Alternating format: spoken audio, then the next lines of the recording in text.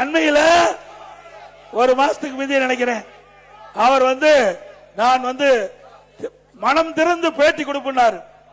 கட்சி கட்டுப்பாட்டை மீறி ஏற்கனவே வேறொரு இயக்கத்தினுடைய முக்கிய பிரமுகர்களை சந்திச்சார். அதே தவறு, அதையும் நாங்கள் கண்டுகொள்ளவில்லை. அத்திக்கடை அவனாசி திட்டத்திலே பங்கு பெறவில்லை, அதையும் நாங்கள் கண்டுகொள்ளாமல் தான் இருந்தோம். அவருக்கும் உண்டான மரியாதையை நாங்கள் கொடுத்தோம். ஆனால் அவர் திருந்தல்வாடி அல்ல. அதற்கு மாறாக நான் மனம் திறந்து பேசுகிறேன் என்று சொல்லி இங்கே கோபிச்செட்டிப்பாளையத்திலே ஒரு பேட்டி கொடுக்கிறார். அந்த பேட்டியிலே அவர் சொன்ன செய்தி அங்க எல்இடி திரைக்காட்சியில பாருங்க.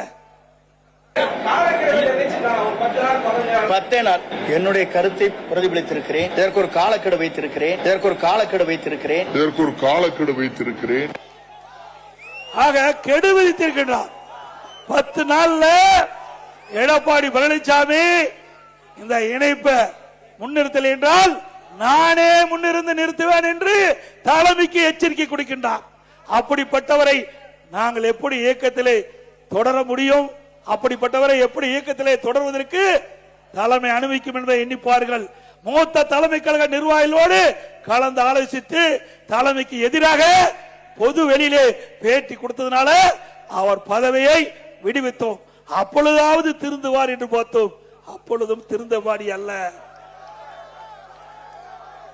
பிறகு மரியாதைக்குரிய தேசிய தலைவராக விளங்கிய பசுமன் ஐயா முத்துராமலிங்க தேவர் நினைவகத்திற்கு போனாங்க.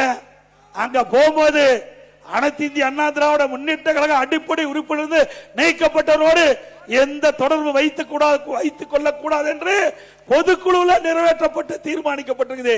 அப்படி பொதுக்குழுவால் அடிப்படை உறுப்பிலிருந்து நீக்கப்பட்டவர்கள் அவரோடு எந்த உறுப்பினரும் எந்த கட்சி நிர்வாகிகளும் தொண்டரும் அவளோடு தொடர்பு வைத்துக் கொள்ளக்கூடாது என்று பொதுக்குழு தீர்மானம் நிறைவேற்றப்பட்டிருக்கிறது.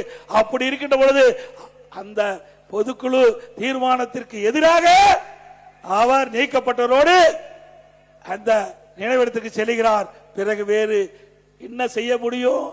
தலைமை கழக மூத்த நிர்வாகிகள் அழைத்து பேசி அவர் இனி இந்த இயக்கத்தில் தொடர்வதற்கு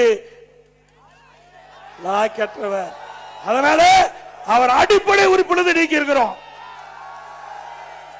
ஏதோ எடுத்தோம் கவித்தோம் அல்ல. ஆனால் அவர் வேண்டுமென்றே திட்டமிட்டு கிட்டத்தட்ட 2-3 ஆண்டு காலமாக இயக்கத்துக்குள் இருந்து இயக்கத்திற்கு எதிராக செயல்பட்டவர், இயக்கத்துக்கு துரோகம் விளைவித்தவர்.